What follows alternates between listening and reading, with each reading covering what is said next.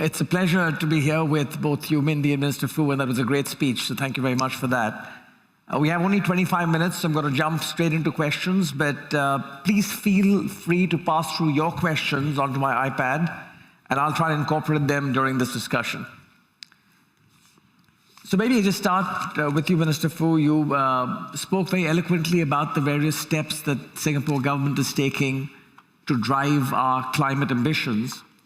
But you also acknowledged that the public sector and the private sector need to work hand in hand to achieve these goals. How do you see the relative roles of the public and private sector in meeting our climate ambitions? Well, I think that, first of all, maybe I start from the point of view of a regulator or policymaker. You know, if you look at global climate action, we are really talking about, really an industrial revolution at a pace that we have never seen. It took us about 150 years to get to where we are today, where electricity is readily available. It touches all aspects of our lives and propelling our economy to a pace that we've never seen before. The internet they're using, the smartphone they're using, the AI machine that's running behind us. Now we're going to decarbonize that in 3 decades. So it's really at the pace that's unprecedented, and obviously for something to happen at that pace and at that scale, it needs policy intervention. So I think from a policy point of view, if I would just very simply put it, there's the pull side of things and there's a push side of things. Pulling means that we have to pull carbon out of what we are using in all aspects of lives, whether it's in energy, whether it's in mobility, whether it's in the built environment. How do we put a cost on carbon and reduce carbon emission? And we have to do it in a way that doesn't distort the markets, because 1 ton of carbon is a 1 ton of carbon. We have seen in some cases where it is uneven, so you see that certain sectors sort of has a lower cost of carbon, whereas other sectors have a higher cost of carbon. I think these are distortions that's not good for economy, and the government as a policy maker, we have to ensure that, that's level sort of playing field, and that, do it in a way that doesn't distort markets unfairly. There's also this issue about pushing new technology. And in this case, it's a little bit more complex because some of the technologies are not readily available. And how, as government, with sort of investment horizon that's longer, that really needs to put in sort of the research and seed money for long-term technology that is in the horizon that's beyond us. And that's where I think very clever use of deployment of capital, looking at how we can equip our IHL, looking at international collaboration between research centers, research between corporates and government bodies. I think these are all areas where potential technologies will emerge. And then as policymakers, we also have to make sure that the environment is fertile for new technologies. Because very often policies are written to enable a certain technology to thrive and to operate. For example, if we are moving from diesel for our cars to charging, how do we have charging facilities, infrastructure? How do we recycle EVs, for example? You need a new set of policies to enable new technologies to take place. Government can also play the role of a buyer, because we are usually huge in procurement. So we have seen how US through IRA, for example, has really put government procurement to work, and we drew inspiration from that. So Singapore government, we actually have quite significant collaboration and cooperation over the years. To study and to learn from the US how we could use government activities to spur innovation, to spur market development. So we have seen how we need scale in the market for new technologies to arrive at the cost level that is competitive. So government procurement, I think, is another area where that can happen. So really, it's for policies from a government point of view, is to really pull back where we need, and also allow some pushing of new technologies to take place. So the speech that I made earlier on is how we are putting that into effect. In the area of carbon tax, is really to put a single tax that applies on all carbon emissions, regardless of which sector you come from, so that there's actually an externality cost that's expressly calculated by companies. But at the same time, we put back those carbon tax revenue into the system, encouraging industries, for example, to adopt new technology. We have also invested in research.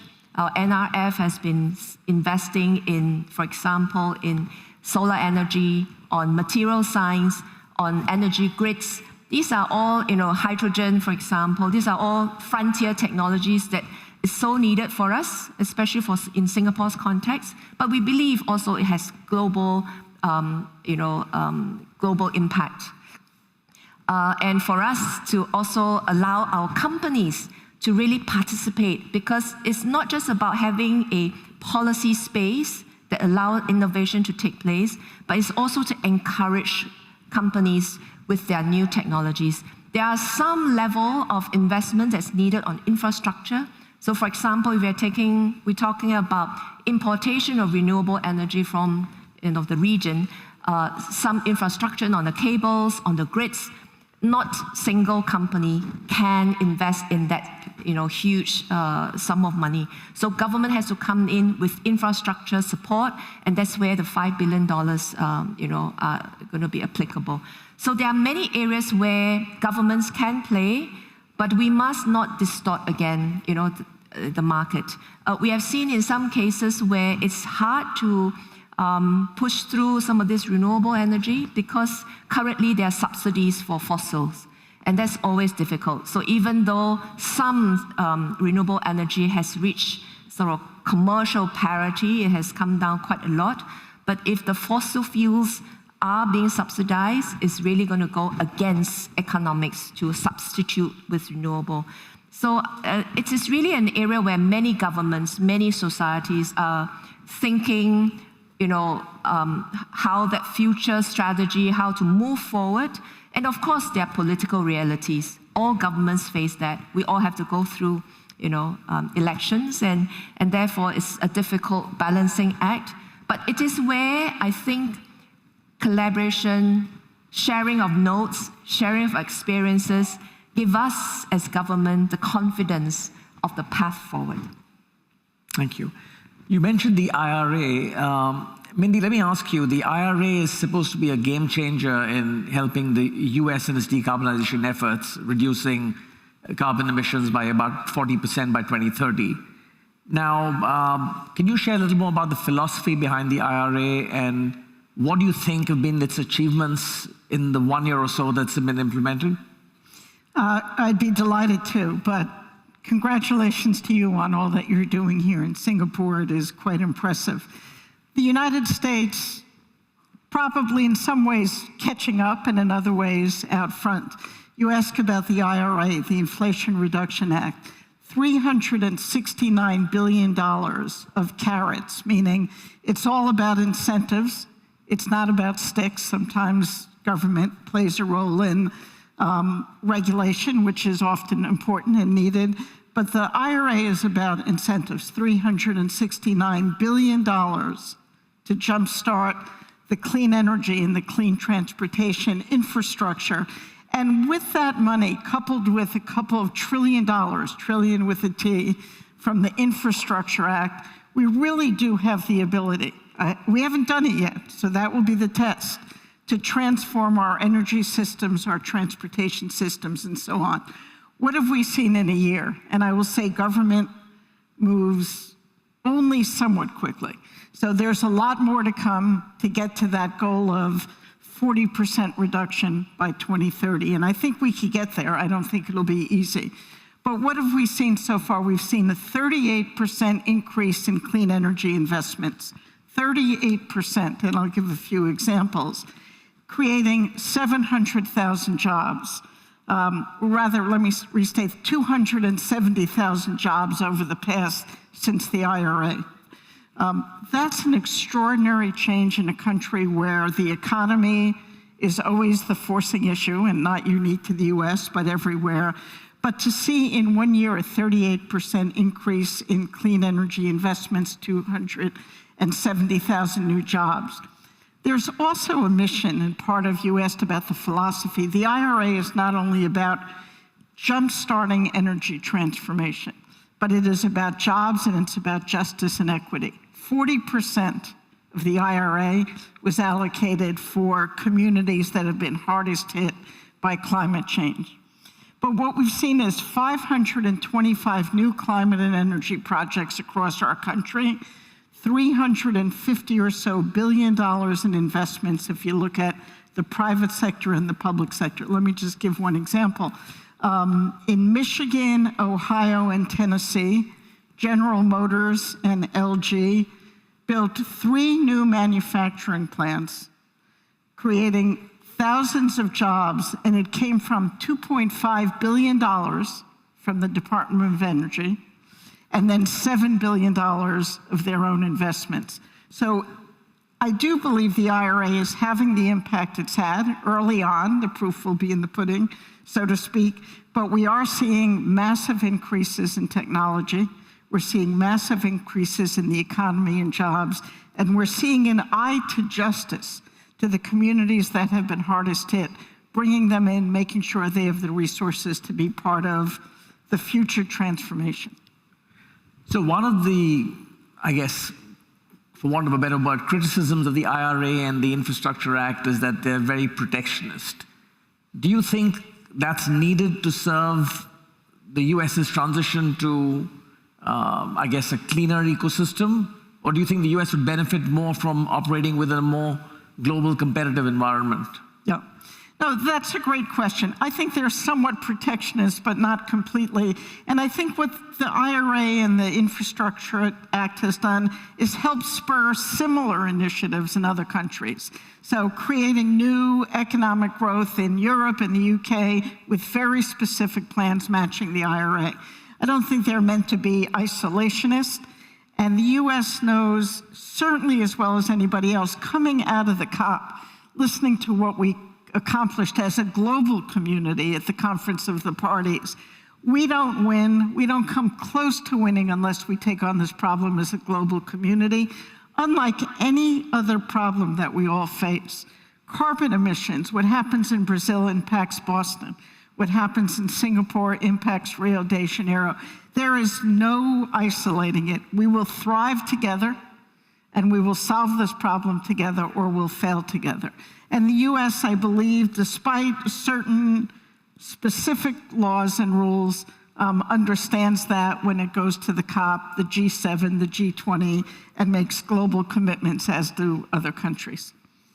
So, Minister Fu, so we in Singapore have anchored our low climate transition strategy around carbon prices as against IRA-type subsidies. So what made us choose this path in meeting our climate goals? Now, as I mentioned, I think one of the policy consideration is really to put a cost on externalities so that we allow companies, the big emitters, to receive a market signal, and that we leave it to them to find the most efficient and viable technologies. Because the technologies are new and the government is not in a position to prescribe. We can't prescribe for one industry, let alone several or many industries that are emitting carbon dioxide. So the best thing that we can do is really to do a flat rate so that everyone gets the right signal, a same signal. And also we want to give industry some long-term projection about the tax rate. But where we are working now closely actually with the industries and with the companies to look at how we can incentivize them. We are not extracting the carbon tax really to take out of the system. We want to put it back into the system, and we want to get into a discussion with them where we can actually help them in the transition. We are very aware of the need to be competitive. We are very aware of the need for companies needing time to transit, to find the technology. So we are taking that calibrated move to allow industry to adjust. More importantly, really, is that we are also looking at how we can have international collaboration. So for example, one of the projects they are working with one of the emitters really is in carbon capture. So without a sort of carbon tax signal, something like that may be unviable because it's just, it doesn't have the negative or opportunity benefits of reducing carbon. So with a tax, it allows us to, really put, the right pricing. Are we at the right pricing yet? Not yet. We need to move it up to 45 or a little bit more so that we are closer to the marginal costs of technology needed to decarbonize entirely. But at this moment, this is what we have put out. We'll be watching what other economies are doing, how technologies are evolving, and then we will have a discussion with our industries going forward. I think both of you mentioned that one has to factor in political considerations in terms of how you manage this transition. Now, 2024 is an election year with many parts of the world going to the polls. Do you think that's going to impede or push forward our efforts in this direction? Well, for me or for you? For me, well, we'll try not to bring the United States politics too much into this room. It is complex, it's complicated, and it's a very unfriendly environment at the moment, with two worlds of views and people not being able to talk with each other. I believe what the IRA is showing us, and then I'll come back to the straight politics, is that this is about jobs, this is about the economy, this is about whether or not people can thrive in the United States. If there were any message that went out to both sides, the Democrats, the Republicans, progressives, conservatives, is that we need to strengthen and build our economy. And so I would like to believe that regardless of who wins the US elections, the IRA and some of the other initiatives, which I'll mention later, will thrive and go forward. There have, in all honesty, been efforts in the United States Congress to roll back the IRA by certain parties of our political system.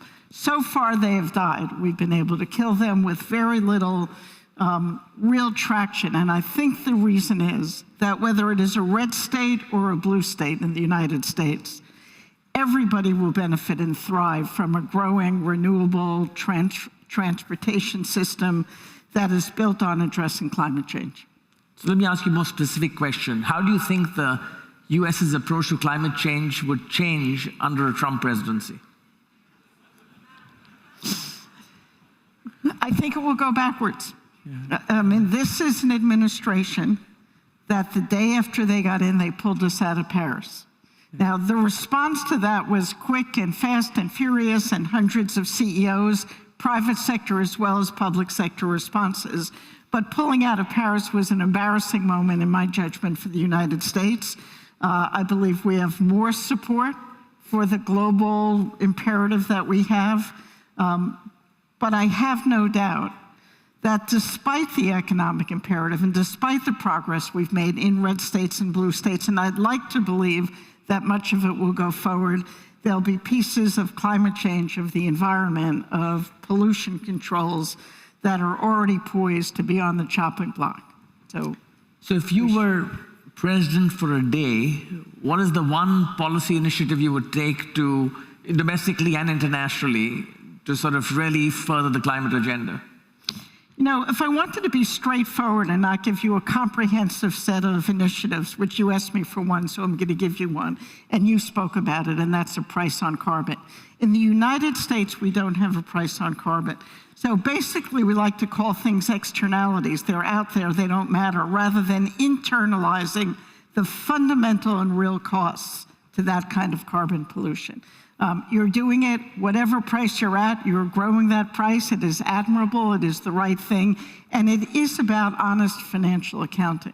We haven't gotten there, we've got to get there.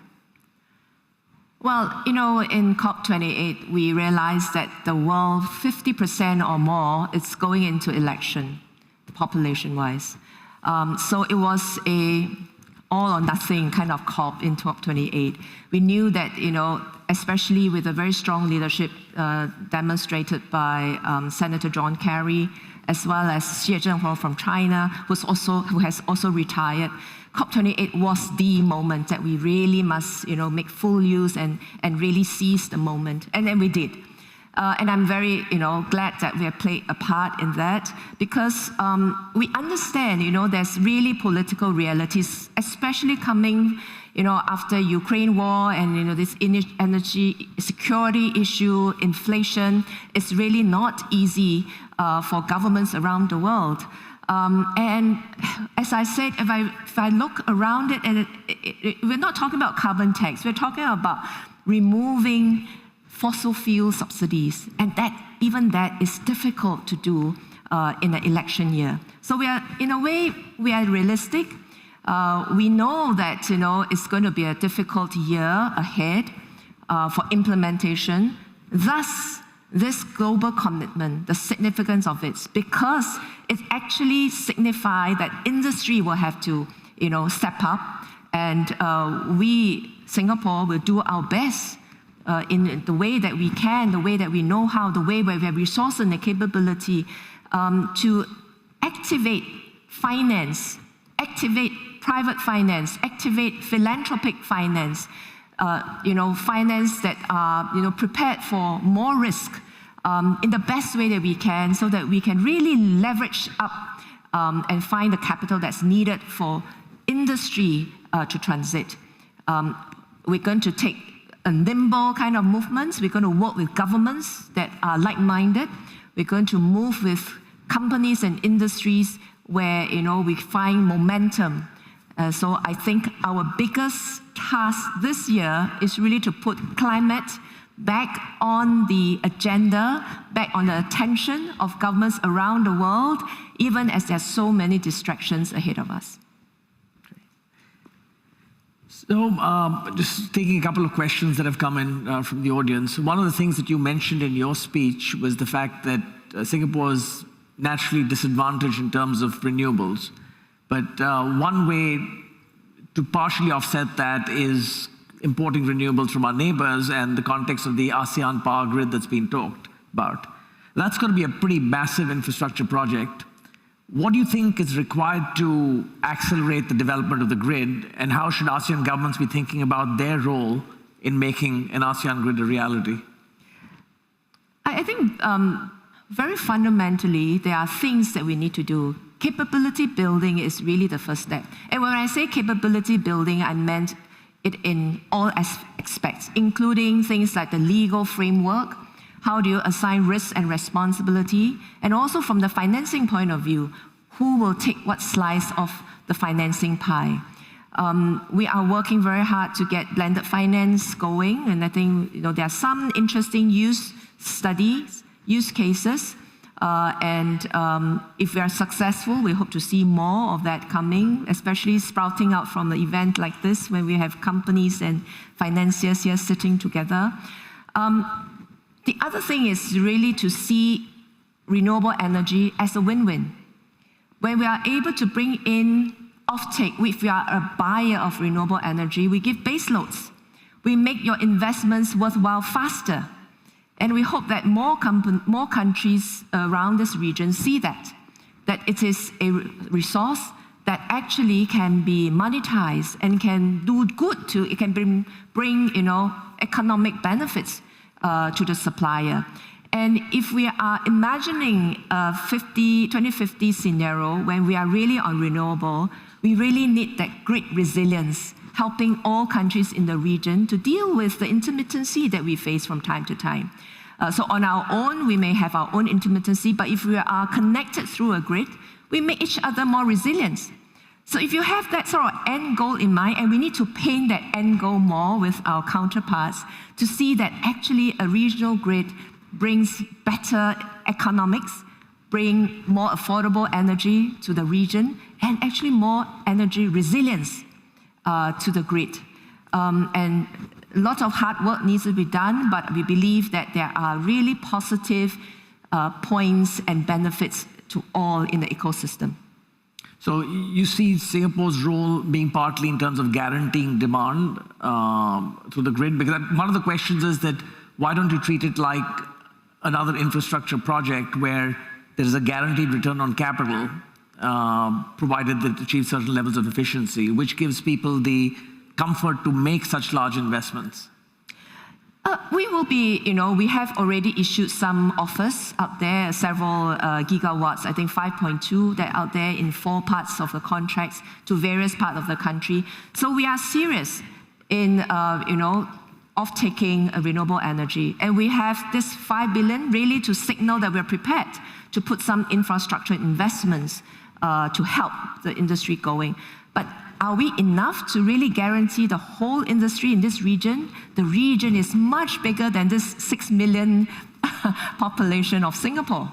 So it's not about Singapore, it's about 617 million population in this region that is young, that is growing, that is aspiring for the better things in life, and has a lot more potential for growth, and therefore a lot more potential for clean energy.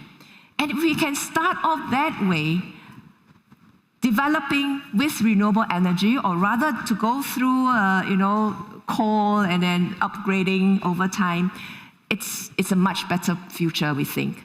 In fact, I think the region also needs to think about decarbonisation, particularly of the most pollutive source of energy, because the coal, it's just using up our carbon budget.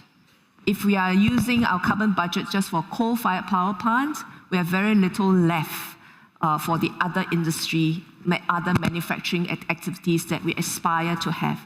So you can start off better, equipping more households with clean energy from the start. I think this is a much better world. And Singapore's volume can be that base load, but it will not be sufficient. We need really all countries to be participating in renewable energy. I think we run out of time, but thank you very much, Mindy. Thank you, Mr. Fu, for your time and your excellent sort of comments. Thank you very much. Thank you.